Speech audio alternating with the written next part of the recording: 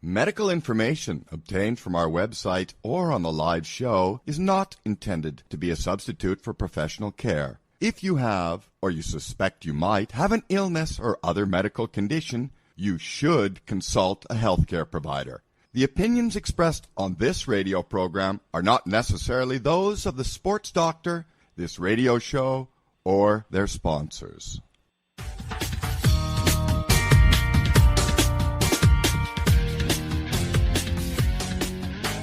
Hey everybody, welcome live from Chicago. It's the Sports Doctor. Happy holidays everybody. All things sports medicine, fitness, and wellness. Brought to you by Global Schoolwear, school uniforms by Tommy Hilfiger, Lower Extremity Review, LER, and MVP Parent Magazines, and UK Health Radio. Got a great doubleheader today. It's the mental game. Doc Conor, high performance neuro-socio psychologist, author of The Gym Upstairs. He joins me along with returning Natalie Graves, sports, mental health, and social services expert, author of the Athlete's Prepbook, and the Sports Doctor's in. Doc Conor, welcome to the Sports Doctor.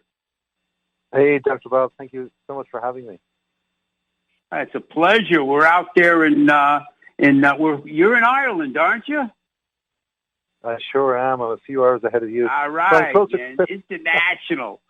Give us, Doc, some background on you and this neuro-socio psychology. Yeah, sure, no problem. So essentially, personally myself, I played a lot of sport up until I was late teens, and I was playing beyond my years with team sports here in Ireland, which are kind of similar to the combativeness of football in America. And I had an underlying injury, which medics couldn't figure out. And essentially, I had to stop. I had a lot of pains, aches, problems, and so on. And then that led me into looking for, obviously, medical treatment. And so with that, I ended up down the route of really alternatives, medicines, and so on. And from there, I was just, from my late teens, really learning an awful lot about my body and trying to get myself back in order to obviously play. But also professionally, at that time, I was beginning as a teacher, believe it or not, a school teacher. Long story short, with the professional stuff, I ended up then in the realm of neurological problems, psychological problems in the teaching world with children and young people who had a lot of problems, social, psychological, and so on. And so I also decided when personally then I was having all these physical problems and, and absolutely obsessed by sport, that I needed to kind of qualify everything that was going to help me out. So I eventually did many, many years, obviously, of therapy, physical therapies, and also I saw the mind-body connection, which was really, really important. And so in my profession, obviously, I was working in that realm, in the teaching world, and it was more therapeutic than anything, working with psychiatrists and so on. And eventually I went out on my own and worked with the mental game, essentially. So, yeah. What was your sport that you were playing? Yeah, so the best way to visualize these sports really is, you can YouTube them, thankfully for the great things like YouTube, but in the American sense, it's a really funny name because it's called hurling, right? So think of curling on the ice with the H in front. And I know that term is a different term in the States than it is here in Ireland, but essentially it's a really, really old sport, hundreds and thousands even of years old. It's like a cross between field hockey and rugby football, essentially, because you really kind of do a lot of tackling, a lot of running, team sport, similar to running jumpy sports that we talk about all the time on the Sports Doctor, and the fact of some of the physical overuse injuries, the pressure to play. And again, we've been talking about I call it the mental game, whether you're the best athlete in the world, whether you're the coach, whether you're the parents, is that whole tremendous important side of and that's why I like that title, The Gym Upstairs, is the neuroscientific secrets of future champions. Give us some of those secrets, Doc. Well, a lot of work has been put into, obviously what I'm doing, but the book then displays some of that research and work over the years with many top athletes from the NFL, from the MLB, from the Rugby World Cup, the English Football Premier League, Soccer Premier League, the Olympics, and so on. There's so many, really and truly, all these different sports. And then there's individual sports. You name it, it's there.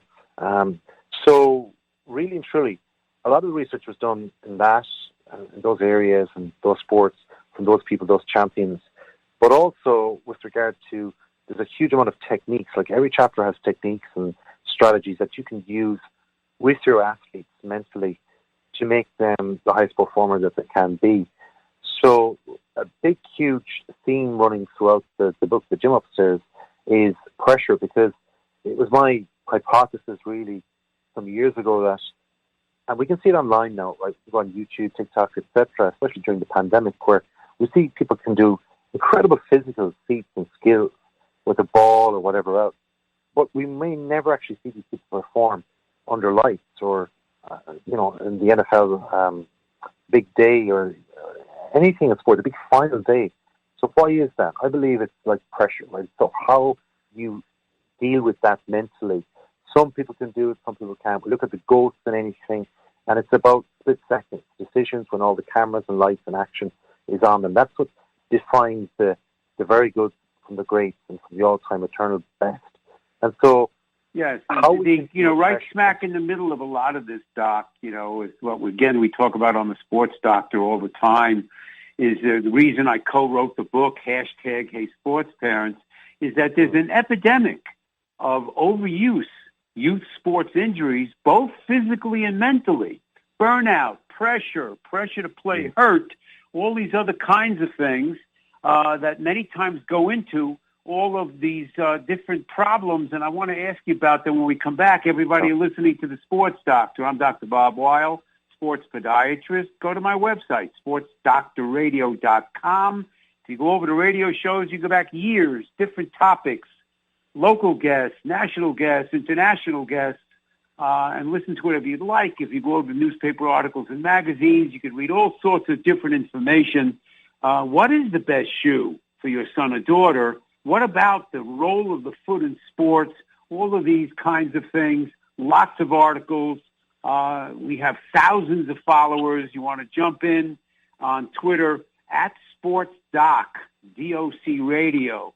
Speaking of docs, we're talking to Doc Conor, who is talking about the high performance, performing under pressure.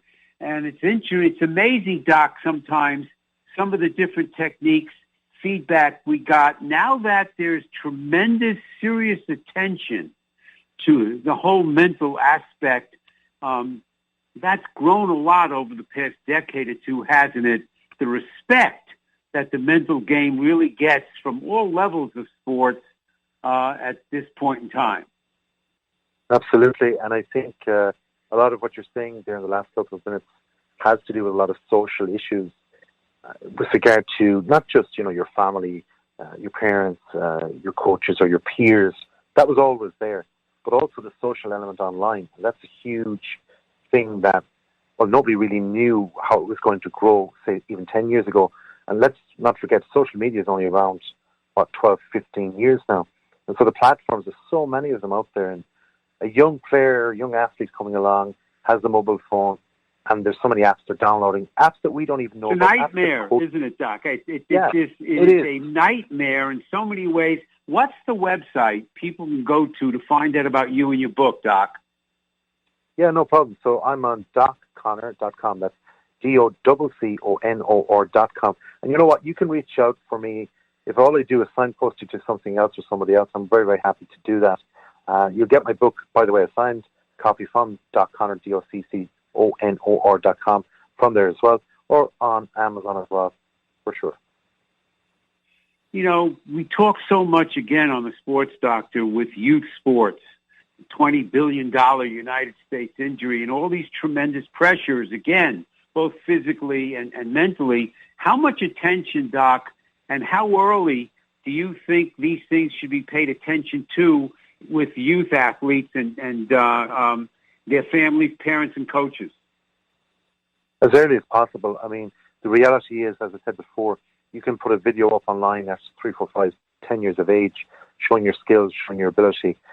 But what about the person that needs to be developed from 3, 4, 5 years of age upwards? So organizations are looking at children as young as possible so that they can get them integrated into their way, their philosophy, and from there, essentially, there's going to be a loyalty, human loyalty. We look at Lionel Messi, for example, who has just won the World Cup, 35 years of age.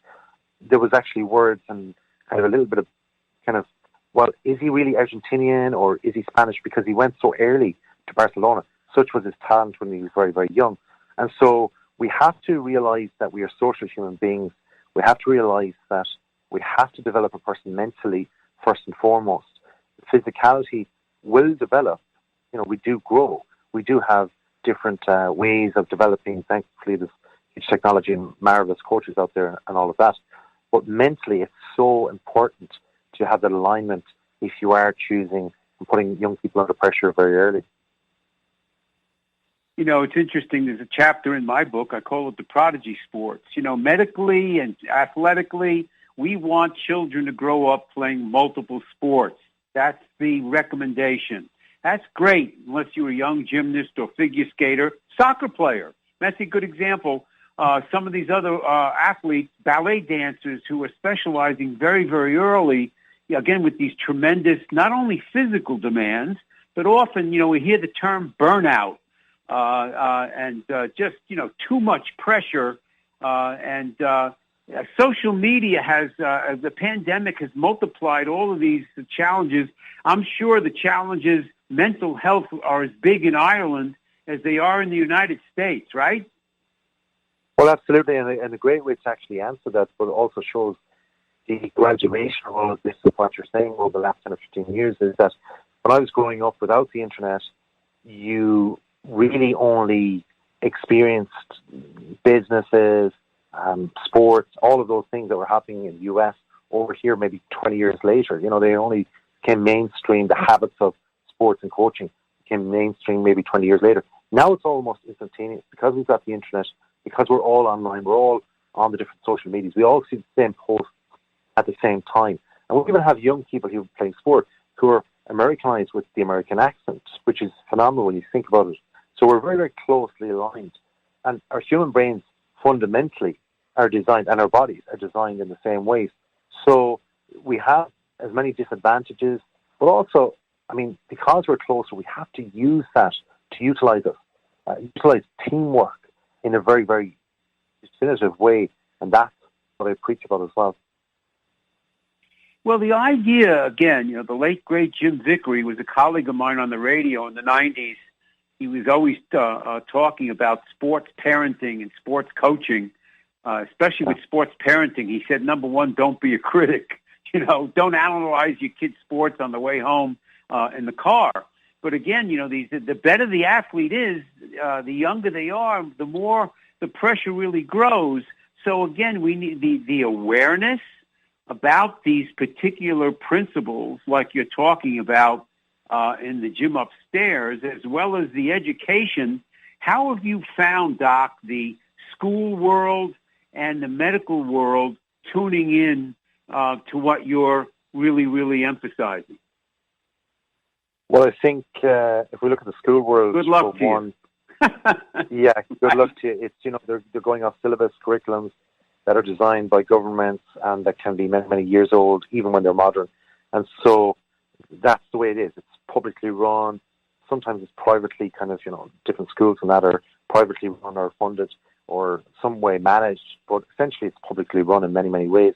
So it's too much of a system, right? So we're looking at individuals here, young people that are coming on board. And when we look at that, obviously we look to develop them individually. That's what we're all trying to do here at the end of the day from different aspects. And so it's really important to, we look at genius in sport, and that's when we love to see it. We want to develop them and make them as best as we can. Sometimes geniuses fit outside that box, that system. And so it's really important, and go back to what you were saying there. I love what you said, because the father, he might be the best coach, for example, with Little League, but he has to put off his coaching hat and just be the father. I can't believe, Doc, I knew we would run over a little bit. Live radio. Give us, before we're done, Doc, please, the site people could find out again about you and the book? Yeah, no problem. So you can just get in touch with me. It's all there on docconor.com, DOCCONOR.com, docconor.com. Thankfully, I've been here, and I'm delighted. Thank you so much, Dr. Bob, for having me. Great. Yes, hold on, Doc. We're going to be right back, everybody. Sports Doctor. Hold on.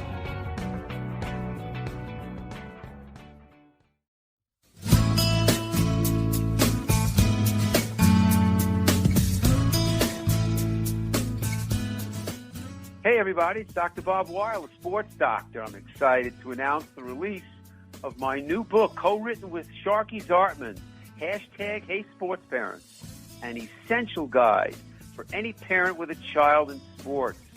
You know, Sharky is a former Hall of Fame volleyball player. She's the mom of 2 daughters who became Division I volleyball players. Together, we have over 70 years of combined youth sports experience. The goal of the book? Give you the essential tools and guidance to make your experience as a sports parent the best it could be. #HeySportsParents is divided into 4 sections. The first section, Sports Parenting 101.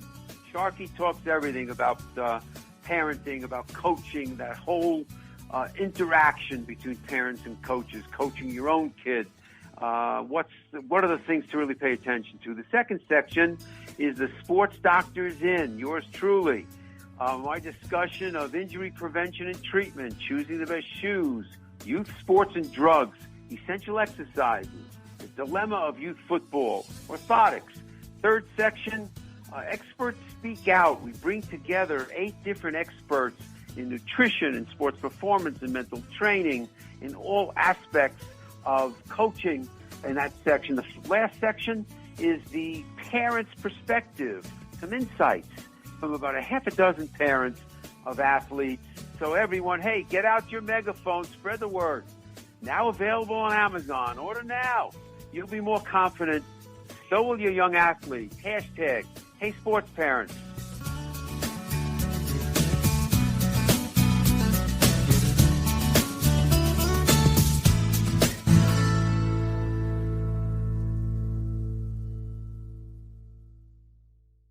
Hey everybody, Dr. Bob here. LER, Lower Extremity Review Magazine, is celebrating their 10th anniversary. It's been a decade of providing key clinical and practical information about concerns, conditions, and treatment solutions for the lower extremity, both sports and non-sports alike. LER is the only multidisciplinary publication for doctors of all specialties, educators, therapists, and trainers. They inform practitioners on current developments in the diagnosis, treatment, and prevention of lower extremity injuries. LER prides itself on editorial integrity and evidence-based content. Their tagline, collaborative care for better outcomes, says it all. Hey, colleagues, go to lermagazine.com. Hey, everybody, MVP Parent Magazine is special. Evidence-based topics on all areas of youth sports. Rich Dubin, a sports dad himself, takes his 3 decades of publishing. He just celebrated the 12th anniversary of the acclaimed LER Lower Extremity Review magazine, one of Sports Doctor's key supporters, and he pours it into MVP Parent. Factual, evidence-based info on such key topics like physical and mental training, nutrition, injury awareness, treatment, recovery, and prevention. I am proud to be a contributor to MVP Parent with the Sports Doctor is In article in each issue. Go to mvpparent.com. mvpparent.com.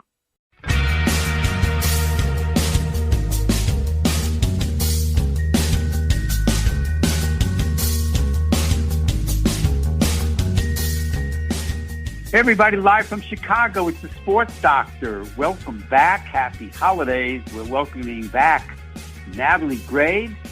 She's a sports, mental health, and social services expert. She's the author of the newly released The Athlete's Prepbook. Hey, Natalie Graves, welcome back to the Sports Doctor. Hey, Dr. Bob, thank you so much for having me. You know, the title, which I always liked, I don't know if you've been on 3, 4, 5 times, sports social worker. Natalie, please give us some background on you and your whole world.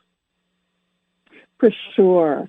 I am based, as you said, in Chicago, where I have a private practice where I specialize in working with athletes, mental health, and performance.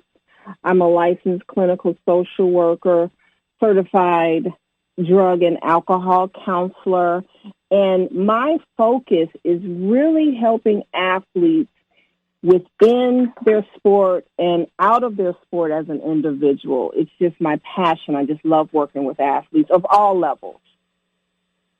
Now, one of the things also, Natalie, again, as a social worker, where you're right smack in the middle of the challenges of families, let alone athletic families, and the coaches, and everything, and the education, the school side, the divorced parents, all of these things, is a real specialty when you're talking about the whole school sports world, isn't it? That's right. As I like to term the families are sports families, right? And there's a lot of dynamics that goes into being a sports family. One aspect could be you have one child, one kid that is an athlete. You could have actually multiple children, teenagers that are athletes, and then what I call the generational athlete, where they are an athlete, but their parents either coached or are athletes. And so there's a lot of dynamics that play. There's a lot of strength that comes from a sports family, but there are also a lot of challenges and sometimes stressors that we have to deal with within that family dynamic.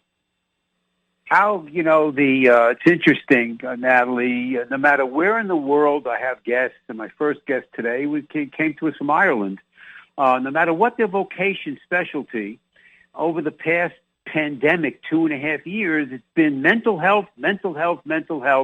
Yeah. In so many, whether your season was canceled, your kids are studying at home, this whole nightmare that we've all been dealing with. How's it going, Natalie? You're absolutely right. The pandemic, when the country had to shut down, it really impacted athletes in a very severe way, whether that was they could not train or compete. And in fact, it impacted recruitment, scholarships. So it was stress. A lot of so much stress. People didn't realize how much stress was involved.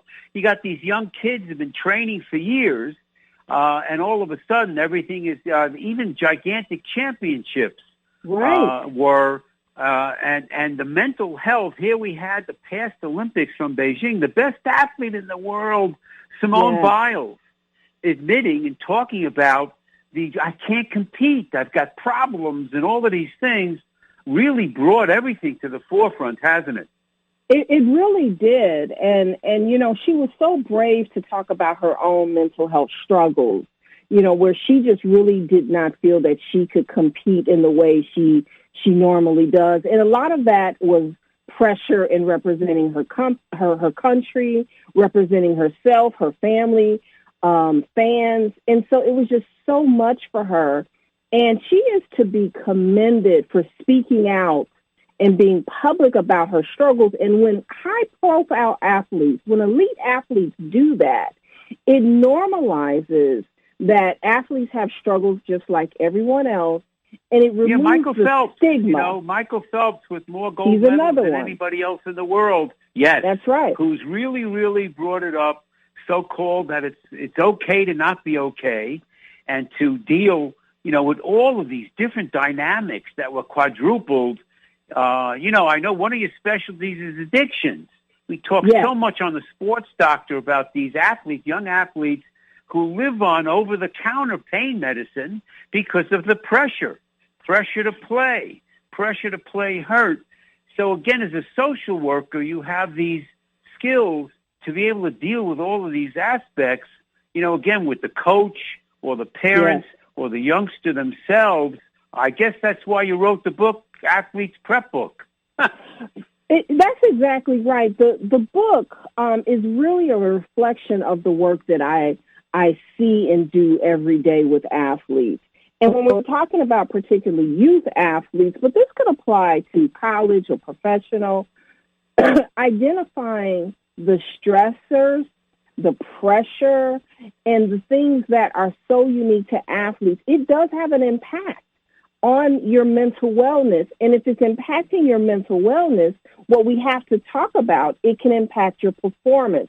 They go hand in hand. And so what I tried to do with the book was provide a guide to help athletes perform, to give them education around mental wellness as it relates to specifically athletes. And then I created a weekly season journal where the athlete can take the book and week by week track how they're feeling, how they're performing. There's a checklist in there. There's a place where you can set goals, not just performance goals, but also in practice, and then do reflections. All of these things, Dr. Bob, I do in my sessions individually with athletes. And so I wanted to create. You talked about all these areas. You talked about these. I remember you mentioned one of our earlier shows, the challenges of a professional athlete who's retiring, who all of a sudden, what am I going to do? Tom Brady is up front, it's unbelievable his career. But again, with, some of these pressures, the family pressures, going through a divorce, all of these kinds of things. So again, besides the youngsters, you're paying attention to some of these retirees and their challenges also, aren't you? That's absolutely right. I do work with retired athletes, particularly in the NFL. And one of the common themes that I find is a loss of identity. Who am I? What do I do now that I'm not a professional athlete? And that is a major challenge for many retired athletes. Some of them are retiring by choice, and some of them are not retiring by choice. They've been kind of forced out due to injury or just can't compete as well as they used to. And so the work that I have to do with them is help them kind of find who they are now. Ages do you work with in the world of the youth athletes? What ages are you paying attention to already? I'm putting orthotics in 10-year-old figure skaters' boots because they're doing double jumps already, at 10 years old. Right. My story, the 2010 Olympic figure skating champion who grew up in Naperville, Illinois, Evan Lysacek. He was 10 years old. We put orthotics in his skates. Again, the importance of biomechanics, the importance of preventing problems. But what ages when you sometimes see so early how some of this stuff starts?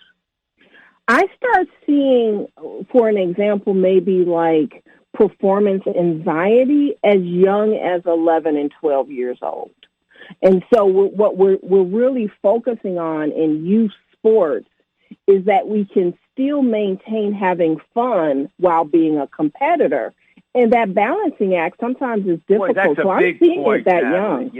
young. That's such a big point you just said. The idea, hey, are you having a good time? Are you enjoying this? Besides the ranting, raving, either parent and or coach in some respects, there's been tremendous awareness brought to a lot of these challenges. You've been one of the champions.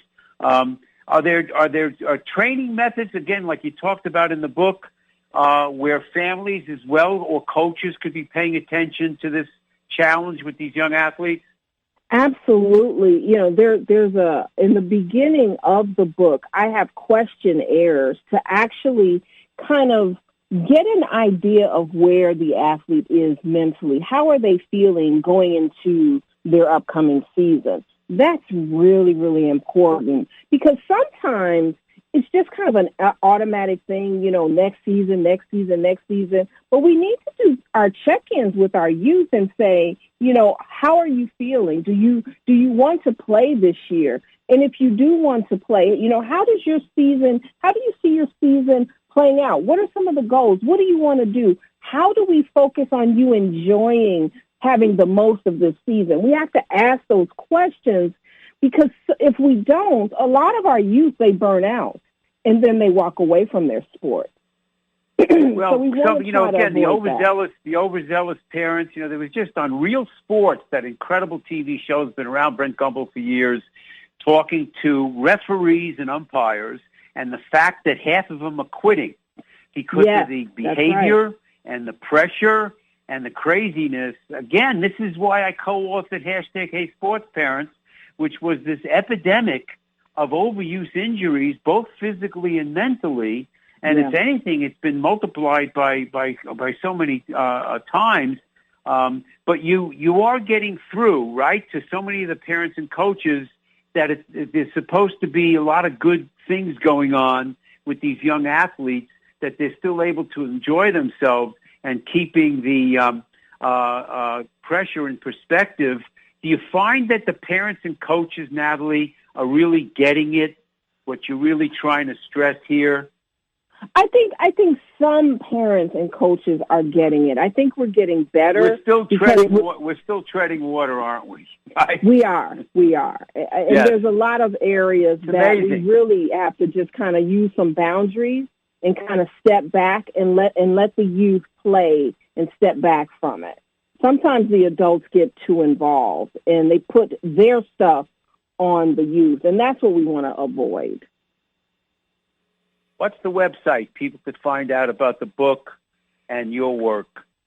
For sure. So the book website, you can go to prepbook.info, and I've got tons of information on there about the book, about myself. I also offer courses for parents and programs to teach alongside the book, and I also work with mental health professionals who want to work with athletes. So reach out to me. Give me an email. Let me know what you think about the book. You can buy the book on there. Let's have a dialogue. Yes, we're going to talk more about all of this with Natalie Graves, one of our fave guests over the years. Sports social work, that whole world. We'll be right back, everybody. It's the Sports Doctor.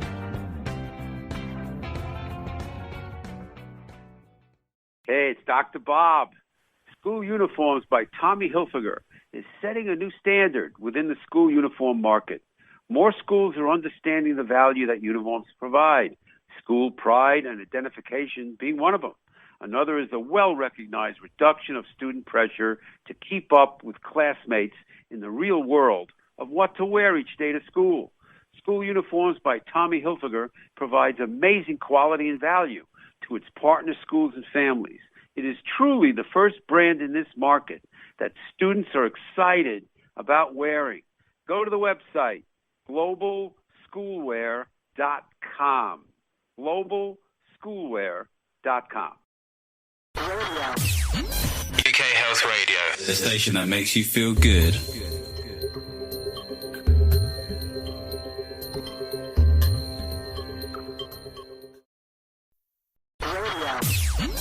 UK Health Radio, the station that makes you feel good.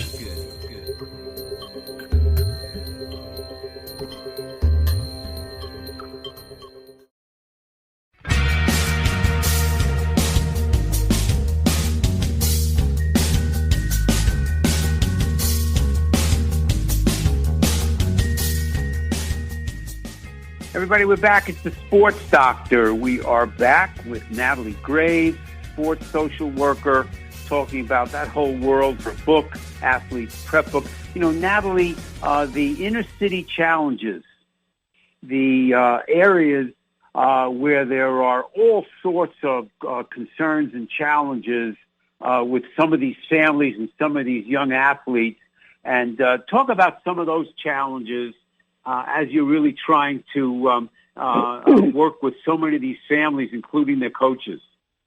That's what's so special about sports. Sports can serve as a safe haven. It can serve as an escape. It provides a place where you can focus on something and not have to worry about things that may be troubling you. And so, about your safety. That's right. Really it is a safe space, and those community centers and community sports, those are some of the unsung heroes that we don't talk about enough on, low budgets. Some of them are volunteering. They're unpaid. The coaches, the refs, the parents who kick in and help. Those kind of sports programs, a lot of times, are the first experiences of our young athletes to really allow them to discover, what sport they want to participate in. And so, I have a lot of reverence for those programs and the folks who run them and what they're doing, because what they're doing is investing in our youth. And, a lot of the high-profile professional athletes, they came through those same programs, and so it's a really good opportunity, if you are an inner-city kid or a suburban kid or a rural kid to get involved with those type of programs.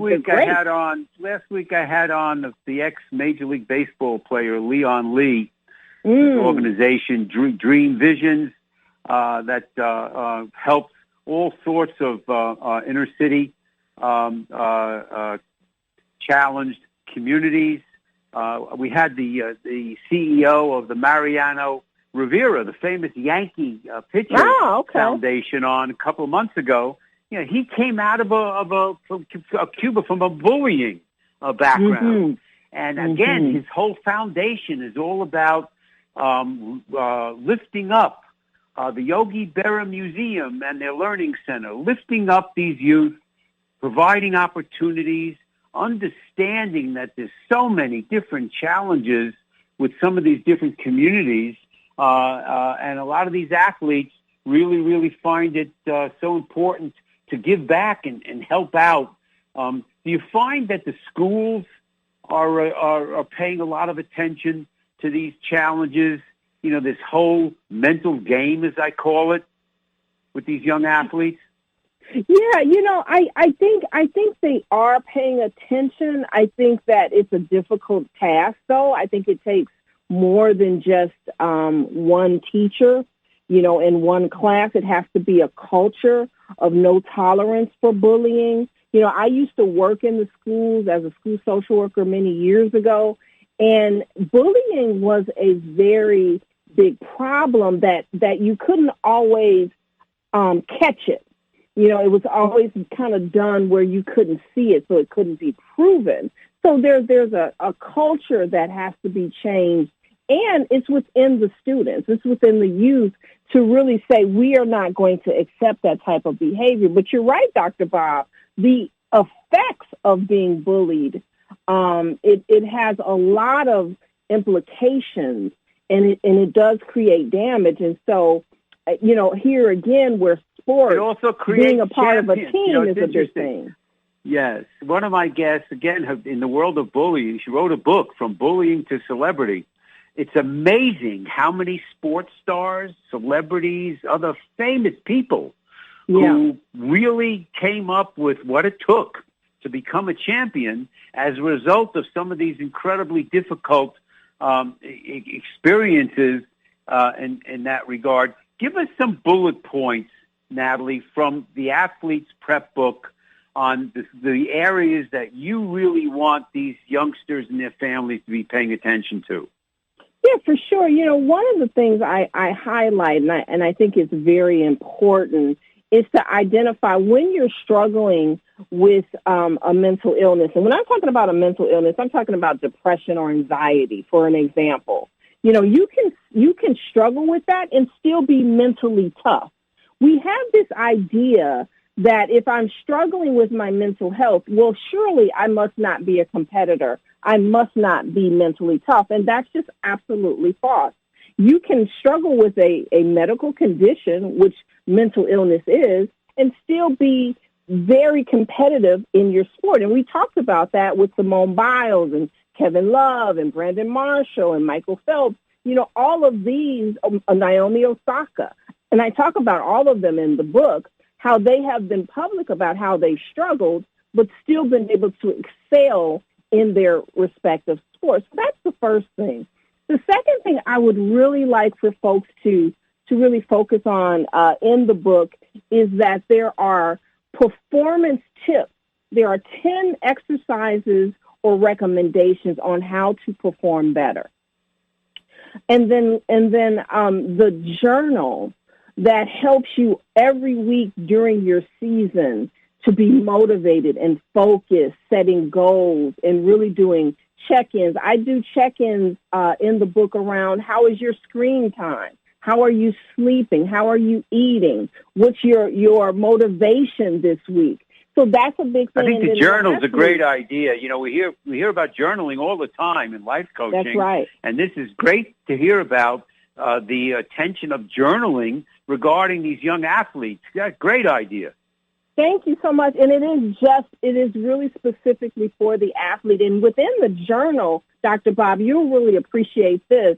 I have a image of a body, and the athlete each week can track if their heel is hurting or their Achilles is hurting. Every week they can track that and document that. And if they need I knew you'd pay attention to the roll of the foot. I knew it. Yes. I knew it. So if they need to come to see you, you can go through the book with them and say, week 3, it was a 4. Now we're in week 7, and you say the pain level is an 8. So there's a good tracking in the journal with that. So that's really, really something unique for athletes. And then lastly is the mental health resource. And the resource is talking and answering questions around mental health, specifically within sports. So what does injuries look like for athletes? What does clinical depression look like for athletes? What does anxiety look like? So it's really tailor-made for the athlete in mind. So you get the performance. How do you mix into the prep book the role of hopefully we don't run out of time, the role of the parents and or the role of the coaches intertwined with the kid who's reading your book? Absolutely. So it is for coaches and parents too, where there are tips in there, how to interact with your athlete if they're struggling with something, how to support the athlete. So it's really geared for athletes, their parents, and coaches. I knew we'd run over with you. Natalie, give me quickly again the information for all your work in the book. What's the best place to go? Definitely. You can reach me and get the book at prepbook.info. Prepbook, Prepbook, .info. .info. Yes. Just prepbook.info. .info. Right. Don't count on me. .info. Okay. Natalie Graves, sports social worker. Yes. You're on the docket. We'll always have you back, Natalie. Hold on. Thank you so much for joining us. All right.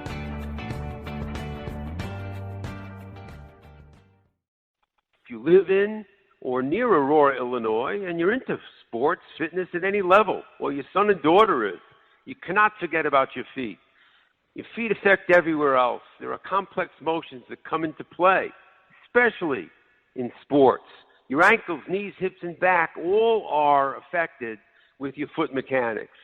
Come visit the office, Dr. Bob, and get evaluated. Check what shoes are best for you.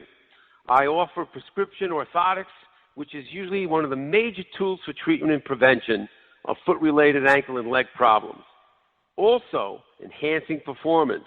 Step or two quicker. Call 630-898-3505 or go to sportsdoctorradio.com.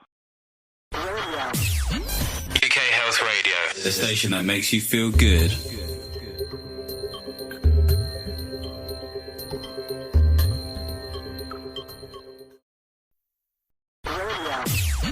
UK Health Radio, the station that makes you feel good.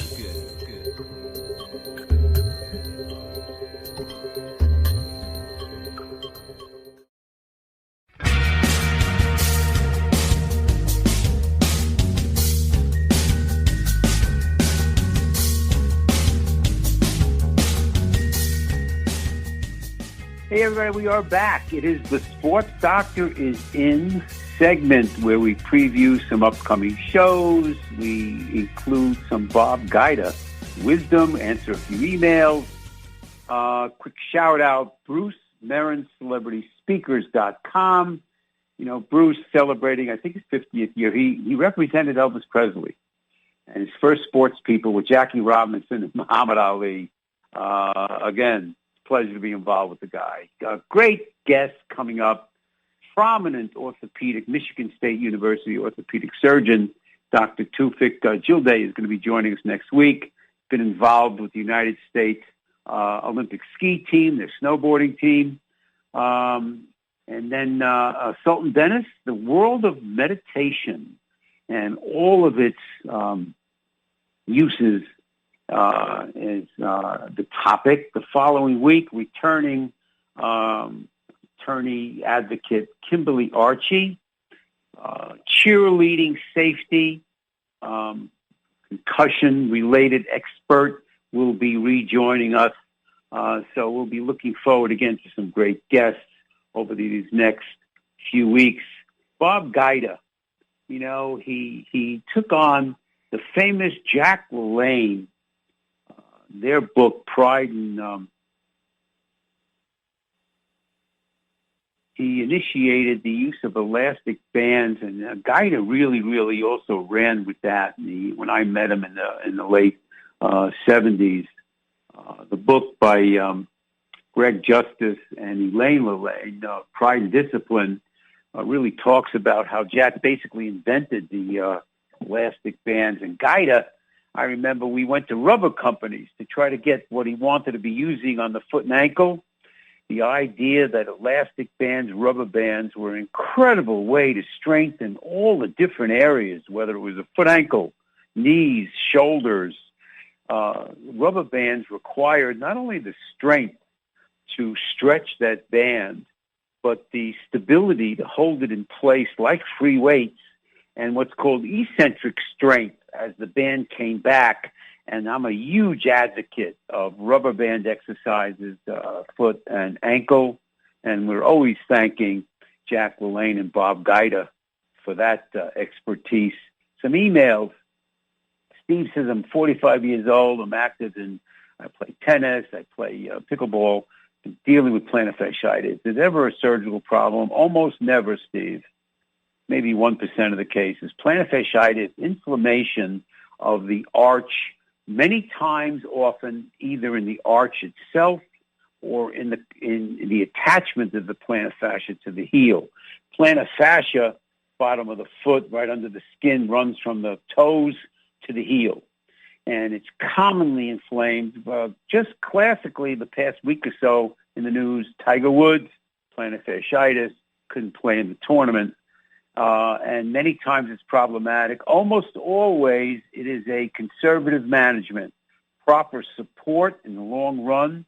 Been using orthotics for 40 years with tremendous success when plantar fasciitis is a persistent or recurrent problem. Physical therapy, strengthening the area, intelligent rest, proper shoe criteria, all very, very important. So commonly, heel pain is related, especially in young adults and older adults, with the plantar fasciitis into the arch area. If your doctor's talking about surgery, get another opinion. Rarely is that necessary in that area. Proper support, pay big attention to orthotics, see podiatry, again, for that supervision. Bill says, my daughter's 13 years old. She's a serious figure skater, already doing double jumping. She's been dealing with these pump bumps.